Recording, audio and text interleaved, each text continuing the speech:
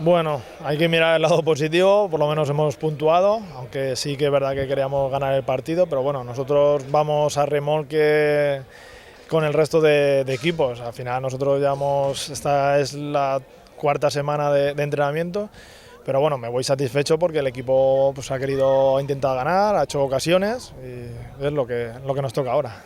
Sí, la verdad es que ellos sabían muy bien a lo que juegan, ellos lo tienen muy claro y nos generaban peligro pues, en balones cruzados, balones a las espaldas, que es donde son fuertes ellos.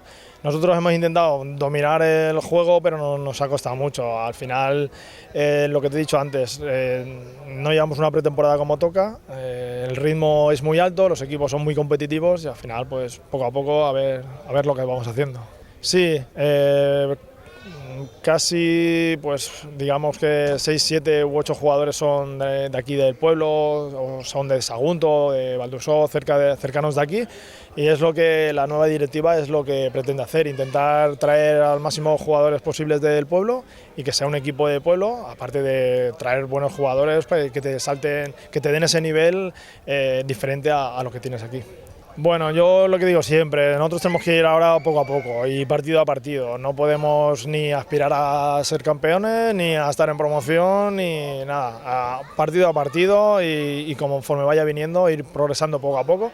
Que al final eso es lo que te he dicho antes, la pretemporada ha sido corta, no, cortísima, y poco a poco pues a ver si vamos cogiendo ya el sistema, vamos cogiendo los mecanismos y todo eso y iremos para arriba.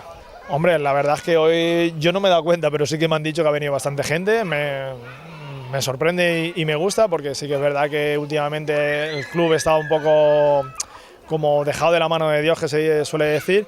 Y nada, es que intenten venir toda la gente que pueda apoyarnos y nosotros intentaremos darle victoria, buen juego y estar lo más arriba posible.